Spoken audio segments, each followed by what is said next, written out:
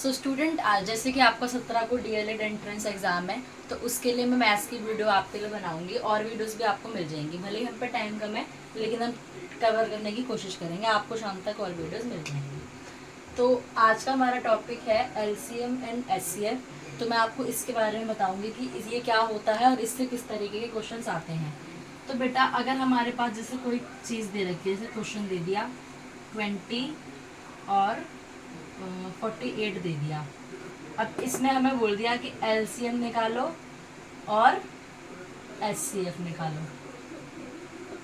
ठीक है, तो बेटा पहले हम इनका जो तरीका होता है वो ऐसा होता है, पहले हम इनका प्राइम फैक्टराइजेशन कर लेते हैं 20 का और 48 का। ठीक है, तो हमने यहाँ पे 2 से करा, ये 2 से डिविजिबल है। 20 छोटे से छोटा नंबर देखेंगे, यहाँ कितना आ जाएगा 10। फिर 2 के टेबल में कितनी बारी पे आएगा 5 बारी पे। फिर 5 के टेबल पे ये कितनी बारी पे आएगा 1 बारी पे। 1 तक हमें लेकर आना होता है। अब 2 के टेबल में ये 48 कितनी बारी पे आएगा 4 2 बारी में आता है, 8 4 बारी में 24। ये 1 बारी में, ये 2 बारी में 12 बारी पे आएगा, यानी 2 के टेबल में 12 6 बारी में, 2 के टेबल में 3 बारी में और 3 के टेबल में 1 बारी पे। आप ऐसे भी कर सकते हैं 2 2 जा 4 4 2 जा 8 2 जा 16 16 3 जा 48 होता है, आप पहले कर सकते हो। उसके बाद एलसीएम पहले इनका वो लिख लेंगे हम कि 20 का हमारा कितना निकला है 2 इंटू 2 इंटू 5। ठीक है, और 48 का हमारा क्या निकला है 2 इंटू 2, मतलब 1 2 3 4 5 5 2 है 2 3 4 सॉरी 4 इंटू 3। तो बेटा एलसीएम निकालने के लिए हमें पहले सबके अंदर क्या देखना होता है, कॉमन देखना होता है कि उनके अंदर कॉमन क्या आ रहा है। एक तो ये कॉमन आ रहा है, दूसरा ये कॉमन आ रहा है, तो इसको हमने ऐसे लिख दिया। इसका एक काउंट होगा, इसका एक काउंट होगा। अब उसके बाद देखो कुछ भी कॉमन नहीं हो रहा, तो जितनी भी चीज़ बची है ना उनको हम लिख देते हैं। जैसे ये 2 2 और एक 3 बचा है और एक 5 बचा है। ठीक है, तो वो हम लिख देंगे। ठीक है, अब इसको जो मल्टीप्लाई करेंगे तो हमारा क्या आ जाएगा एलसीएम आ जाएगा। 2 2 जा 4 4 2 जा 8 8 2 जा 16 16 3 जा 48 और 48 5 जा 240 हमारा एलसीएम आ जाएगा। ये एलसीएम निकालने का तरीका है। और एचसीएफ, एचसीएफ मतलब जो कॉमन आ रहा हो दोनों में ही। जैसे इसमें 1 2 कॉमन आ रहा है और 1 2 कॉमन आ रहा है इंटू 2, तो एचसीएफ क्या हो गया, हाईएस्ट कॉमन फैक्टर हो गया 4। ठीक है, तो ये था हमारा 2 डिजिट वाला। अब हम 3 डिजिट वाला देख लेते हैं। ठीक है, उसमें कैसे निकालते हैं हम एचसीएफ और एलसीएम। ठीक है, हमारे पास डिजिट हैं 20 24 एंड 56। 20 का मैंने निकाल दिया था, अब 24 का निकालूंगी। 2 12 2 6 2 3 3 1। अब 56 का निकालेंगे। अब देखो 2 के टेबल में 5 कितनी बारी पे आता है, 5 नहीं आता 4 आता है 2 बारी पे, और इसने एक कैरी दे दिया 16 बन गया, तो 2 8। अगर आपको इसे समझ में नहीं आ रहा तो आप साइड में डिवाइड करके भी देख सकते हो, जिनकी मैथ थोड़ी सी वैसी है। ठीक है, तो 28 आ गया। फिर ये 2 1 बारी पे, 8 4 बारी पे 2 7। ठीक है, अब देखो बेटा 20 का लिखेंगे हम 2 इंटू 2 इंटू 5 और 24 का लिखेंगे 2 इंटू 2 इंटू 2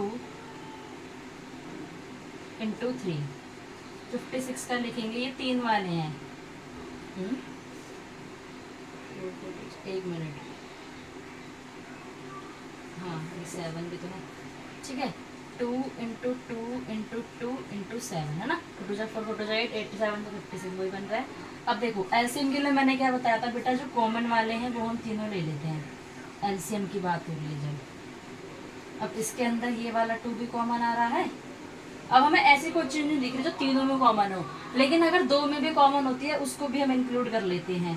तो ये 2 में कॉमन हो रही है तो हमने इसको भी इंक्लूड कर लिया, यानी 2 इंटू 2 पहले वाला, और ये 2 में भी अगर इंक्लूड हो रहा है तो भी उसको फिर ले लेते हैं। और फिर बच्चे हुए क्या 5 3 7, 5 इंटू 3 इंटू 7, ये हमारा बच गया। और एचसीएफ कैसे निकलता है बेटा, वो तीनों में ही कॉमन होना चाहिए। ठीक है, हम इन दोनों 2 को तो ले लेंगे, फिर इसको नहीं लेंगे।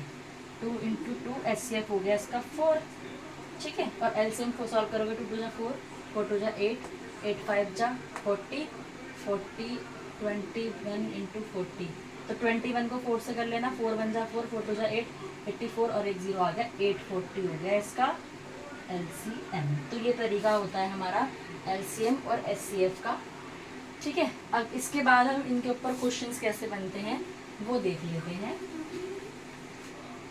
ये ठीक है।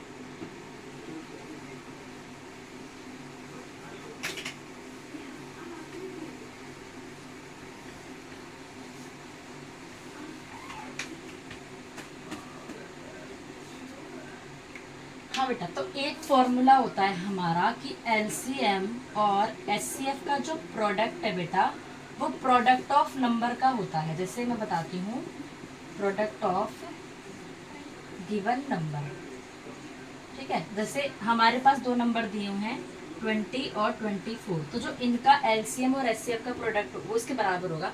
आपको समझ नहीं आ रहा होगा, मैं बताती हूँ। जैसे 20 का निकाल लेंगे पहले, 2 10 2 5 5, 24 का 2 12 2 6 2 3 3 1, ठीक है। 2 4 4 2 8 8 26, ठीक है। तो 20 का 2 इंटू 5 और 24 का 2 इंटू 2 इंटू 3, ठीक है। अब ये कॉमन हो गया, ये कॉमन हो गया, तो ये क्या हो गया, एलसीएम में ये दो 2 काउंट हो जाएंगे और 5 इंटू 2 इंटू 3 बच गया, ठीक है बेटा।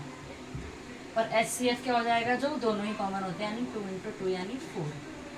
तो 2 2 जा 4, 4 5 जा 20, 22 जा 40 और 43 जा 120, ठीक है। तो इस फॉर्मूले से हमें क्या है कि LCM into HCF, LCM into HCF equal to क्या होना चाहिए, प्रोडक्ट ऑफ गिवन नंबर, यानी ए इंटू बी। ए मान लो 20 को और ये मान लो 24 को, बी।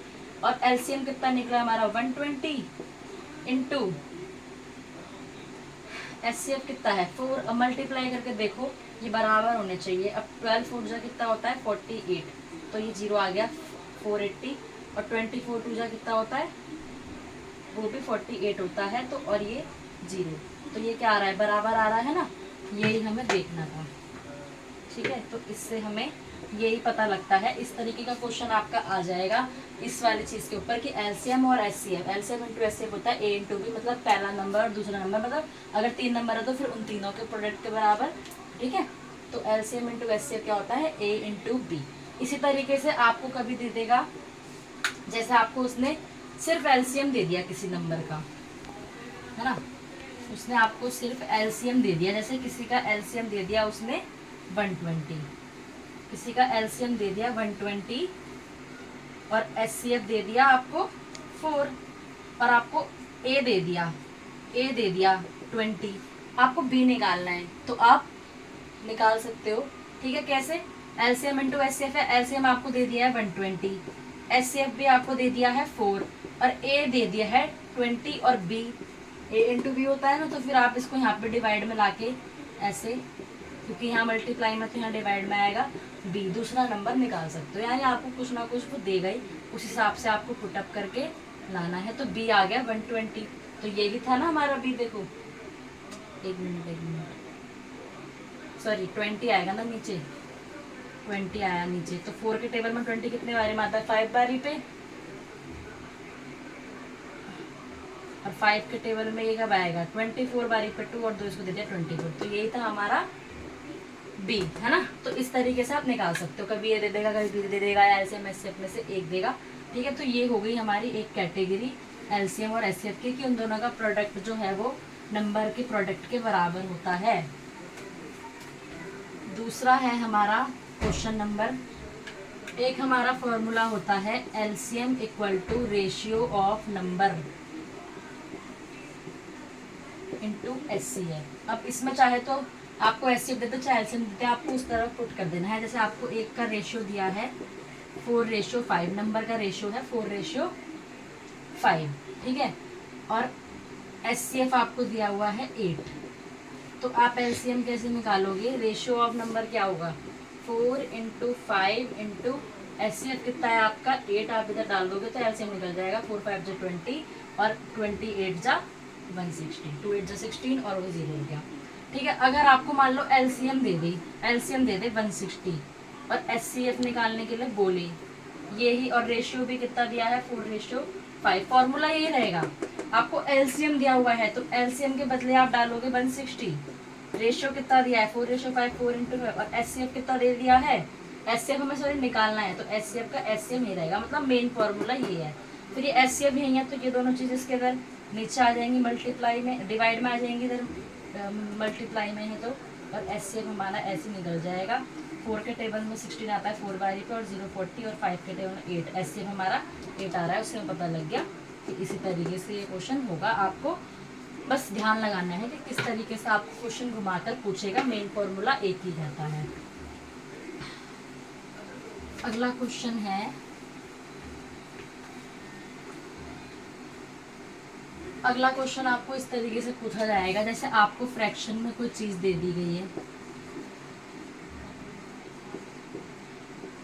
अगर आपको LCM निकालने बोले तो वो चीज आपको क्या करनी है, ऊपर देखनी है, जो ऊपर वाले का है उनका क्या कर देना है LCM और नीचे वाले का क्या कर देना है HCF। और अगर आपको HCF निकालने के लिए बोले तो जो न्यूमरेटर है ये कब करना है, जब LCM निकालने के लिए बोले, और जब HCF निकालने के लिए बोले तब ऊपर वाले का HCF कर देना है और नीचे वाले डिनोमिनेटर का LCM करके लिख देना है और फिर उसको सॉल्व कर देना है। ठीक है, एक ये तरीका हो गया आपका। ठीक, अब इसके बाद हम अगला देखेंगे।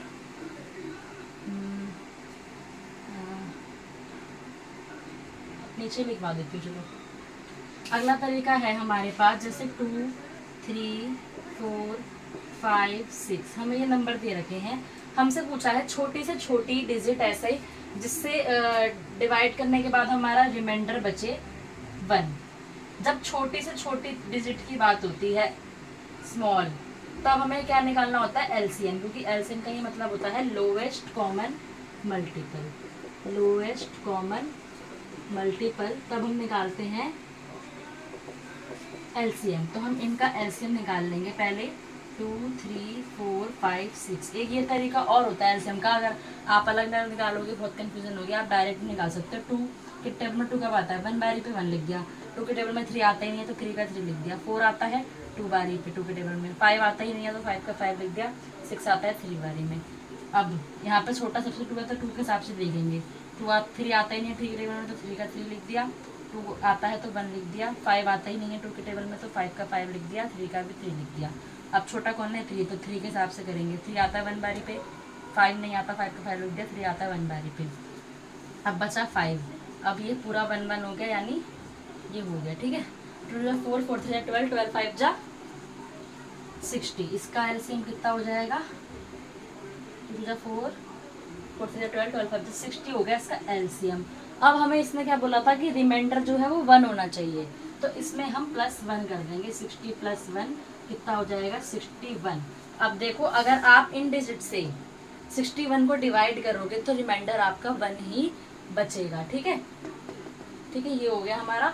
अब हमारा लास्ट क्वेश्चन का टाइप है इसके अंदर, ये मैंने आपको छोटी से छोटी वाले का बताया था, अब मैं आपको बड़ी से बड़ी वाली का बताऊंगी। जैसे कि आपको डिजिट दे दी है 36 48 और 56, अगर आपको इसमें बड़ी से बड़ी बोल दे, बड़ी से बड़ी संख्या, ठीक है, जिसका रिमाइंडर आ जाए आपका रिस्पेक्टिवली, मतलब 36 है तो 2, 48 है तो 3 और 56 है तो 4, तो इसमें बड़ी से बड़ी संख्या करते हैं तो हमें HCF निकालना होता है। अब पहले इसमें से माइनस कर देंगे, 36 में से 2 माइनस कर देंगे, उसके अकॉर्डिंग है ये 48 में से भी 2, 48 में से 3 माइनस कर देंगे, और